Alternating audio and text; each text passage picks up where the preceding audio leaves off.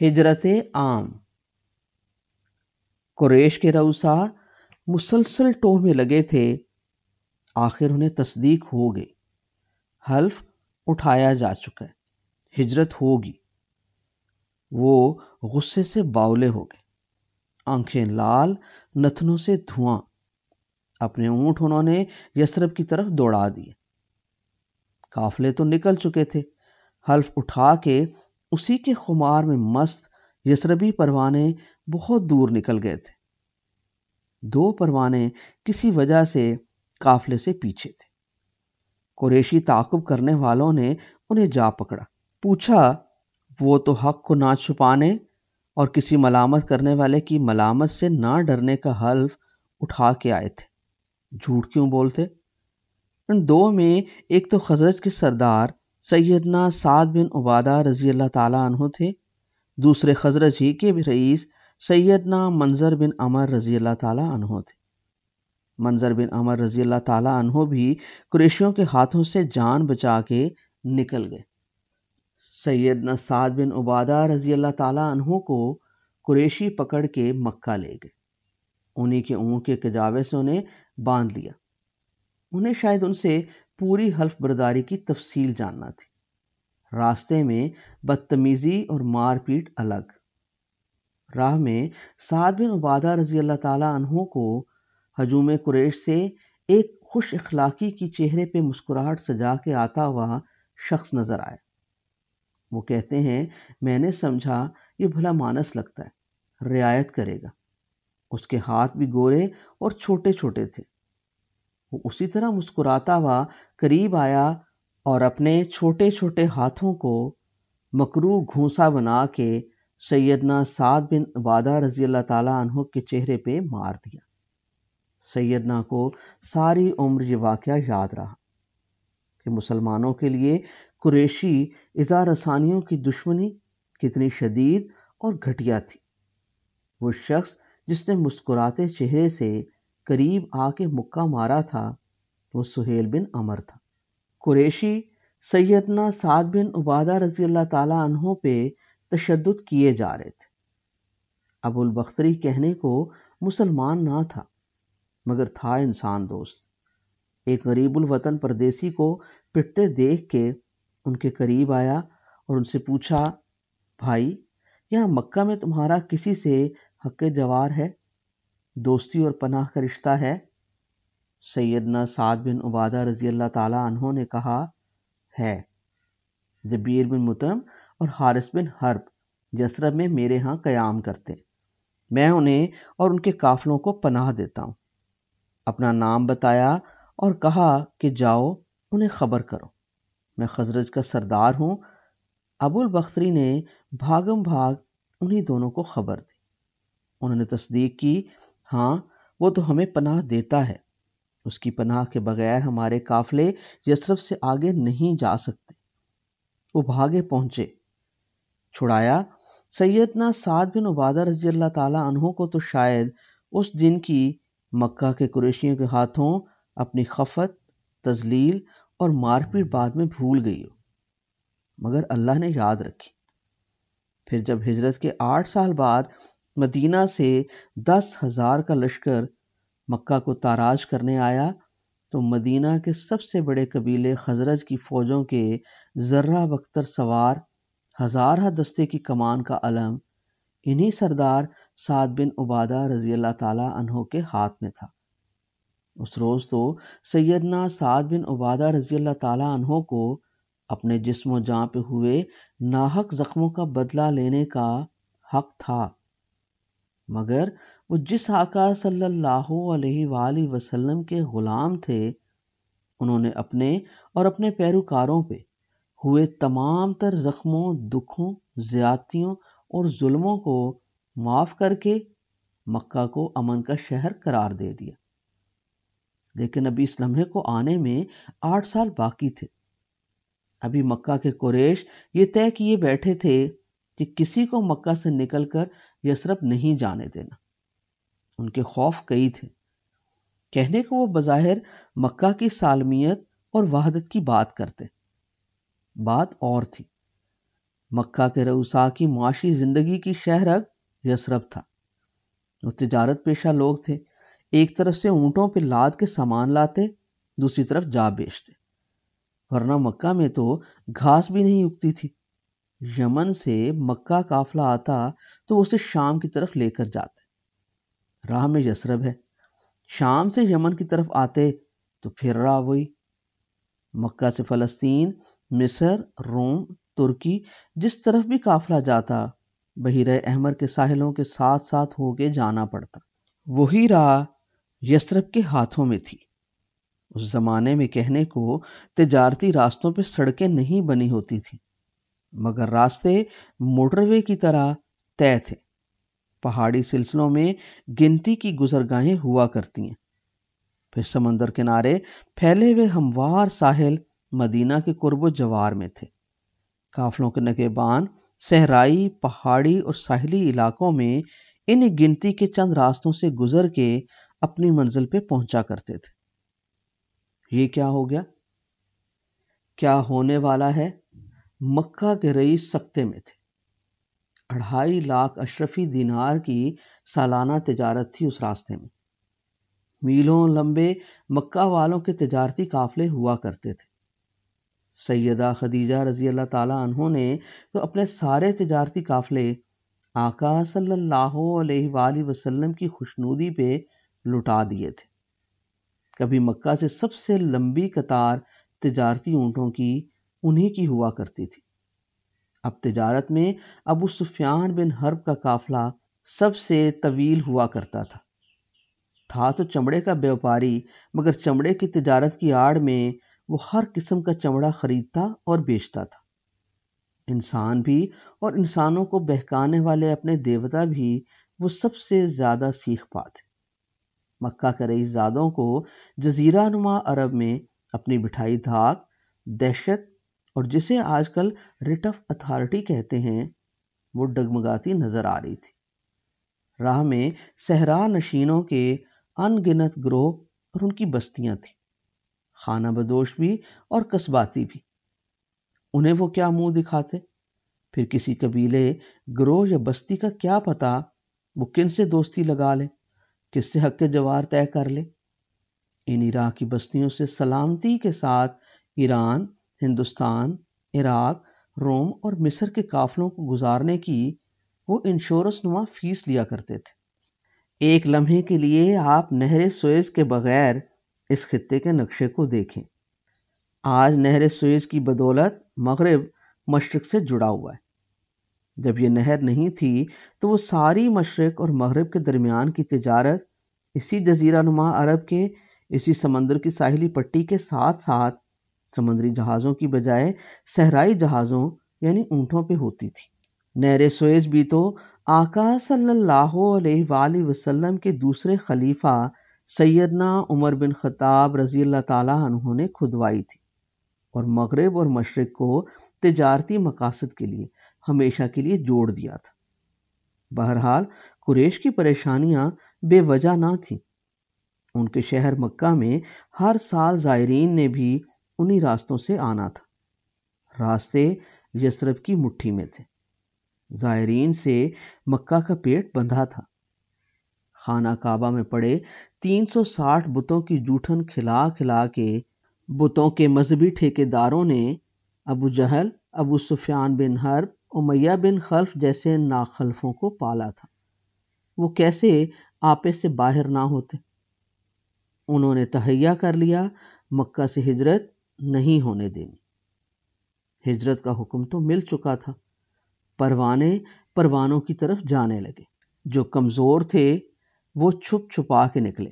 سہیل بن عمر کے ایک فرزند پرانے مسلمان تھے، حبشہ کی ہجرت پہ تھے۔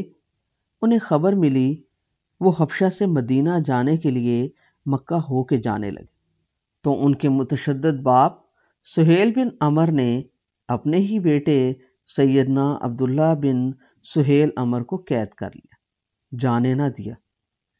مگر ہجرت کے 18 مہینوں بعد جب یہی سہیل بن عمر اسلام دشمنی میں تلوار اٹھا کے ابو جہل کے لشکر میں ابو سفیان بن حرب کا تجارتی قافلہ بچانے اور اپنے گمان میں مسلمانوں کو تلف کرنے نکلا۔ تو اسی بیٹے کو بھی تلوار پکڑا کے اپنے ساتھ جنگ پہ لے گیا۔ جنگ بدر کا واقعہ ہے یہ۔ کیا ولولہ تھا، کیا آقا صلی اللہ علیہ وآلہ وسلم کی محبت تھی۔ اپنا سگا باپ اور اس کی سپاہ چھوڑ کے تلوار اٹھائے اٹھائے سہیل بن عمر کا وہ جری، جوان اور جانثار بیٹا اپنا قبیلہ، اپنی قوم، اپنی ہر پہچان چھوڑ کے عین جنگ کے میدان میں نہ ماننے والوں کی صفیں توڑ کے اپنے ماننے والوں، سلامتی والوں مسلمانوں میں آ گیا، اپنے آقا صلی اللہ علیہ وآلہ وسلم کے پاس آ گیا۔ بچھڑا ہوا پنچھی اپنی ڈال پہ آ گیا۔ یہی نہیں، اس وقت اس کا قیدی اس کا اپنا باپ سہیل بن عمر تھا، جو جنگ بدر میں فدیہ ادا کر کے رہائی پا کے گیا۔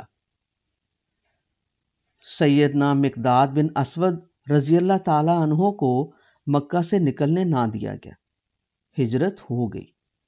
مکہ سے فوجی دستے چھیڑ چھاڑ کرنے مدینہ کی طرف جاتے ایک مکی دستے کی قیادت ابو جہل کا بیٹا اکرمہ کر رہا تھا۔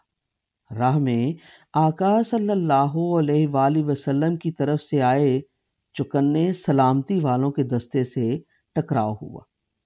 مسلمانوں کے دستے کے سالار اس وقت عبیدہ بن حارث رضی اللہ تعالی عنہ تھے۔ سیدنا مقداد بن اسود رضی اللہ تعالی عنہ کو یاد آ گیا۔ کبوتر با کبوتر، باز با باز، اچھل کے پھر کافروں کے دستے سے نکل کے مسلمانوں سے جا ملے۔ مسلمانوں کے ساتھ ہی پھر مدینہ گئے۔ جانا سب کو مدینہ تھا۔ کئی لوگ تو مدینہ کے ہو کے بھی مکہ آئے اور مہاجر بن کے مدینہ گئے۔ ان عظیم لوگوں میں سے سیدنا ذکوان بن عبد قیس، عقبہ بن وہب بن حلا، عباس بن عبادہ نضلہ اور زیاد بن لبید رضی اللہ تعالی عنہم بھی ہیں، جنہیں انصار ہوتے ہوئے مہاجرین کا خطاب بھی ملا۔ ہجرت میں پہلی ہجرت کا خطاب تو ابو سلمہ رضی اللہ تعالی عنہ کو ملا، جو ہجرت کی حلف برداری بیعت عقبہ ثانی سے بھی سال بھر پہلے مکہ چھوڑ کے اپنے کنبے کو لے کر عازم مدینہ ہوئے۔ ایک بیوی سیدہ ام سلمہ رضی اللہ تعالی عنہ تھی، ایک چھوٹا بیٹا سلمہ۔ تینوں تھے بنی مخزوم یعنی ابو جہل کے خانوادے سے۔ جاہلوں کے اس کنبے نے ان تینوں کو بہت ستایا۔ سیدنا ابو طالب نے بنو ہاشم کے سردار کے طور پر ابو جہل خانوادے کی ان اجلی روحوں والے لوگوں کو پناہ دے رکھی تھی، کیونکہ ابو سلمہ رضی اللہ تعالی عنہ سیدنا ابو طالب کے بھانجے اور ان کے محبوب بھتیجے محمد رسول اللہ صلی اللہ علیہ وآلہ وسلم کے پیروکار تھے۔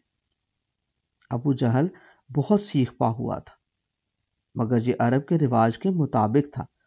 جب تک سیدنا ابو طالب رضی اللہ تعالی عنہ زندہ رہے، ابو جہل ابو سلمہ رضی اللہ تعالی عنہ اور ام سلمہ رضی اللہ تعالی عنہ کا بال بھی بیکا نہ کر سکا۔ مگر ان کی وفات کے بعد بنو ہاشم نے اس پناہ کی توثیق نہیں کی۔ زمین ان پہ تنگ ہو گئی۔ ہجرت کا اشارہ ملا تو وہ سب سے پہلے عازم مدینہ ہوئے۔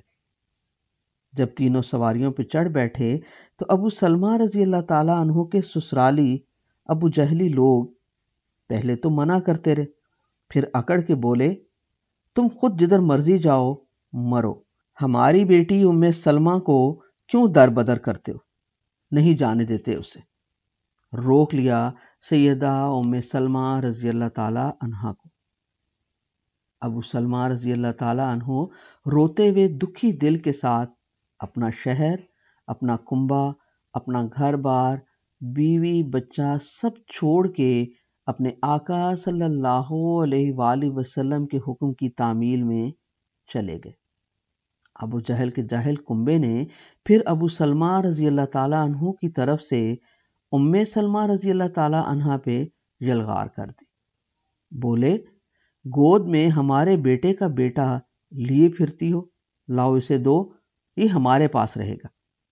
کھینچا کھینچی میں معصوم شیرخوار سلمہ کا بازو نکل گیا، ماں کی گود سے بچہ نکل گیا۔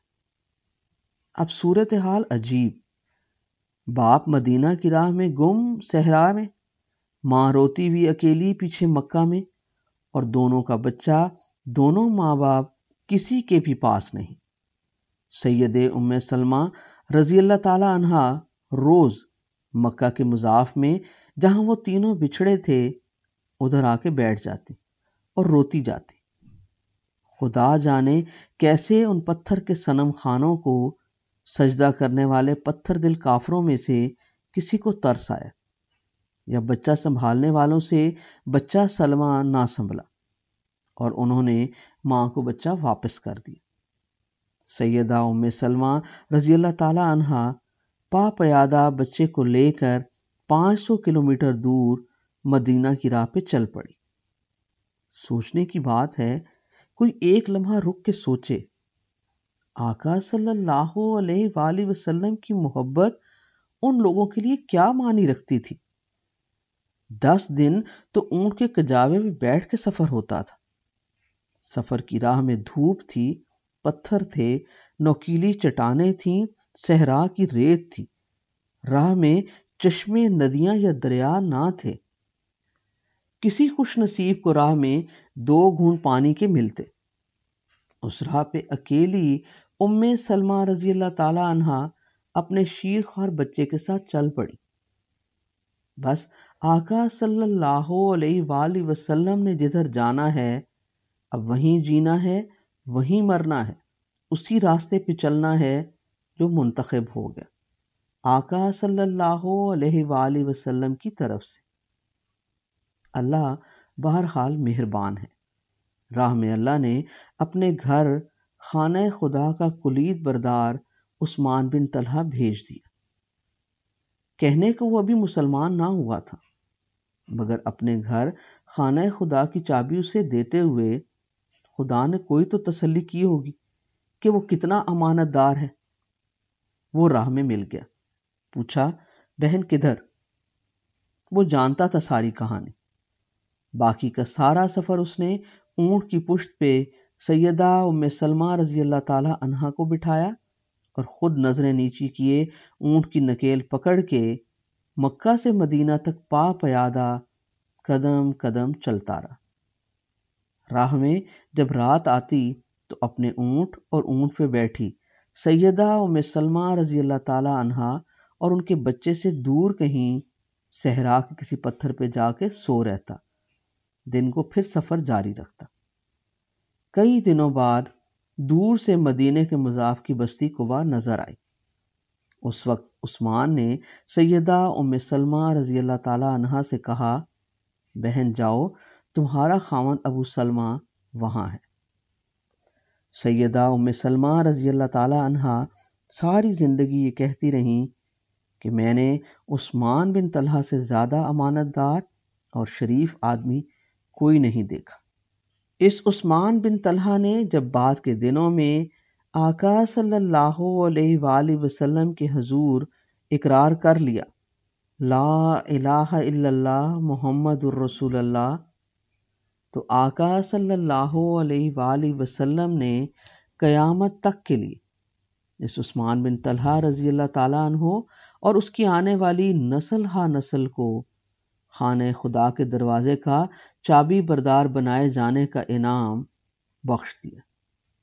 خدا کے گھر کی چابی تو آقا صلی اللہ علیہ وآلہ وسلم کی مٹھی میں آ گئی تھی، جس کو چاہی بخش دی، اسی کو بخشی جو اس کا اہل ٹھہرا، چنا جسے خدا نے تھا، اس کی نسل کو چابی بردار آقا صلی اللہ علیہ وآلہ وسلم نے بنایا فتح مکہ کے دن۔ آج تک اسی عثمان کی نسل کے پاس خدا کے گھر کی چابی ہے۔ کسی نے سوچا ہے یہ اس نسل کے کس عثمان کی شرافت اور امانت کا انعام ہے؟ انعام جب نسل ہر نسل میں جانے لگے تو یہ سوچنا پڑتا ہے یہ سارا انعام کس خوش بخت کی امانت داری پہ ملا ہے۔ امانت داری کبھی انعام کے بغیر نہیں ہوتی۔ نسل در نسل انعام ہی اس کا انعام ہوتا ہے۔ کلید ہو یا کلید برداری، خطاب کوئی سا بھی ہو، کوئی نہ کوئی کہانی پیچھے ہوتی ہے۔ ہجرت کہانیوں میں کہانیاں تو سب کی شاندار ہیں، مگر جو کہانی سیدنا عمر بن خطاب رضی اللہ تعالی عنہ کی ہجرت لمحوں کی ہے وہ انمول ہے۔ ہجرت کرنے سے ایک دن پہلے صحن کعبہ میں آئے، سب قریش کے رؤسا تکبر سے ٹیڑھے ہوئے بیٹھے تھے۔ آئے بھی سیدنا عمر رضی اللہ تعالی عنہ تلوار، ڈھال، نیزے، بھالے اور تیر کمان سے لیس ہو کر بآواز بلند تمام بیٹھے لوگوں کو مخاطب کر کے بولے، افسوس ان پہ جو پتھر کے ٹکڑوں کو خدا بنا کے پوجتے ہیں، مگر سنو تمہیں علم ہو گیا ہوگا کہ میں تمہاری بستی سے جا رہا ہوں۔ کل صبح فلاں وقت فلاں جگہ سے جسے اپنے بیٹے کو یتیم اور اپنی جورو کو بیوہ بنانا ہو وہ میرے تعاقب میں آئے۔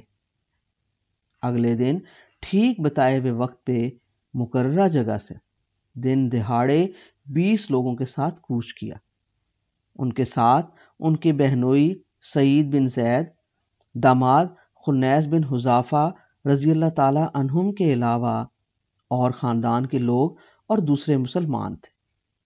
ابو جہل کے کنبے کے 2 مسلمانوں نے بھی ساتھ جانے کا قصد کیا تھا۔ عیاش بن ربیعہ رضی اللہ تعالی عنہ جو ابو جہل کا ماں جایا بھائی تھا، ایک وہ تھا، ایک ہشام بن عاص رضی اللہ تعالی عنہ۔ طے یہ ہوا تھا جو مقررہ وقت مقررہ جگہ پہنچ گیا ساتھ چلے گا۔ سیدنا ہشام بن عاص رضی اللہ تعالی عنہ کو مکہ کے اندر ہی ان کے گھر والوں نے پکڑ کے قید کر دیا۔ عیاش بن ربیعہ رضی اللہ تعالی عنہ پہنچ گئے، ساتھ مدینہ پہنچ گئے، مگر ان کے پیچھے پیچھے ابو جہل اور عیاش کا سگا بھائی حارث بن ہشام اپنے اپنے اونٹوں پہ پیچھا کرتے آئے۔ سیدنا عمر رضی اللہ تعالی عنہ بن خطاب کے روبرو تو اپنے بھائی سیدنا عیاش رضی اللہ تعالی عنہ سے بات کرنے سے ڈرے، جب موقع ملا اسے بہکانے لگے۔ ابو جہل نے بہانہ بنایا، دیکھ تو میرا ماں جایا ہے، ساتھ والا تیرا سگا بھائی، اپنی ماں کا خیال کر، ہماری ماں تیری جدائی میں رو رہی ہے۔ اس نے قسم کھا لی ہے کہ جب تک تو نہ آئے گا نہ سائے میں بیٹھے گی نہ سر میں کنگھی کرے گی۔ ابو جہل کی کہی یہ باتیں سیدنا عمر رضی اللہ تعالی عنہ بن خطاب نے بھی سن لی۔ مسکرا کے سیدنا عیاش رضی اللہ تعالی عنہ سے بولے، غم نہ کر، مکے کی دھوپ بہت تیز ہے، تیری ماں جی کو گرمی لگی تو خود بخود سائے میں آ جائیں گی، سر میں کنگھی نہ کی تو جوئیں بالوں میں سرسرائیں گی، وہ کنگھی بھی کر لیں گی، یہ بہانے بناتے ہیں، ان کی نہ ماننا۔ سیدنا عیاش رضی اللہ تعالی عنہ ماں کی محبت سے مجبور ہو گئے۔ ابو جہل کے ساتھ پلٹنے لگے تو سیدنا عمر رضی اللہ تعالی عنہ بن خطاب نے کہا، یہ تمہیں دھوکہ دیں گے، تم ماں کی محبت میں پلٹ رہے ہو تو میری یہ سفید اونٹنی ساتھ لے جاؤ، جہاں دیکھو ان کا ارادہ بدلا اونٹنی ادھر موڑ لینا، ان کا کوئی اونٹ اس کی گرد کو بھی نہیں پہنچ سکتا۔ سیدنا عیاش رضی اللہ تعالی عنہ نے مدینے سے سیدنا عمر رضی اللہ تعالی عنہ بن خطاب کی سفید اونٹنی لے لی اور ابو جہل اور حارث بن ہشام کے ساتھ مکہ کی طرف لوٹ گئے۔ ابھی آدھا راستہ ہی کٹا تھا کہ ابو جہل اور حارث بن ہشام نے آنکھوں میں سازش کی اور سیدنا عیاش رضی اللہ تعالی عنہ سے کہا، یار تمہارے پاس تو شاندار اونٹنی ہے، میرا اونٹ بیچارہ چلنے سے لاچار، مجھے پیچھے بٹھا لو اپنے۔ سیدنا عیاش رضی اللہ تعالی عنہ ابو جہل کی عیاری میں آ گئے، اونٹنی بٹھائی تو ان دونوں نے لپک کے سیدنا عیاش رضی اللہ تعالی عنہ کو دبوچ لیا۔ اسی عمر رضی اللہ تعالی عنہ بن خطاب کی سفید اونٹنی کے کجاوے کی رسیوں سے باندھ کے اپنے مریل اونٹ پہ بٹھایا اور اسے لے کر مکہ پہنچ گئے۔ سارے شہر میں اپنے بندھے ہوئے اس نیک سیرت سیدھے سادے بھائی کو دکھاتے پھرے، دیکھو اس طرح ان بے وقوفوں کو باندھ کے واپس لاتے، تم بھی اپنے اپنے بندے پکڑ کے واپس لاؤ۔ لا کے سیدنا عیاش رضی اللہ تعالیٰ عنہ کو ایک گھر میں قید کر دیا۔ بعد کے دنوں میں آقا صلی اللہ علیہ وآلہ وسلم کے حکم کی تعمیل میں خالد رضی اللہ تعالیٰ عنہ بن ولید کے بھائی سیدنا ولید بن ولید کو مدینہ سے مکہ بھیج کے سیدنا عیاش رضی اللہ تعالیٰ عنہ کو اس قید سے رہائی دلوائی، جنہوں نے مکہ جا کے انہیں کھانا لے جانے والی عورت کا تعاقب کر کے وہ کمرہ ڈھونڈا جدھر انہیں قید کیا گیا تھا، پھر دیوار پھلان کے انہیں نکالا اور اپنے اونٹ پہ بٹھا کے مدینہ لے آئے۔ مکہ سے مسلمان ہجرت کر چکے تھے، پروانوں کے پاس پہنچ چکے تھے، ادھر شمع حق کے منتظر تھے جن کے نور سے کائنات نے نور لیا تھا۔ مکہ میں آقا صلی اللہ علیہ وآلہ وسلم کے علاوہ صرف 2 عظیم ہستیاں باقی تھیں، ایک وہ جس مقدس ترین سفر میں ہم سفر چنے جانے والے تھے سیدنا ابو بکر رضی اللہ تعالی عنہ، اور دوسرے جمال شہر آقا صلی اللہ علیہ وآلہ وسلم کے حسین ترین دروازے سیدنا علی المرتضی رضی اللہ تعالی عنہ، جنہیں آقا صلی اللہ علیہ وآلہ وسلم کی سبز چادر اپنے جسم پہ لپیٹ کے آقا صلی اللہ علیہ وآلہ وسلم کے بستر اقدس پہ استراحت کرنا تھی۔ اس رات جب مکہ کے دشمنوں نے رسول خدا صلی اللہ علیہ وآلہ وسلم کے سب سے بڑے سازش گڑھ دارالندوہ میں اپنی شکاوت اور عمیق ترین دشمنی کے ہاتھوں تاریخ کی سب سے گھناؤنی سازش سوچی تھی۔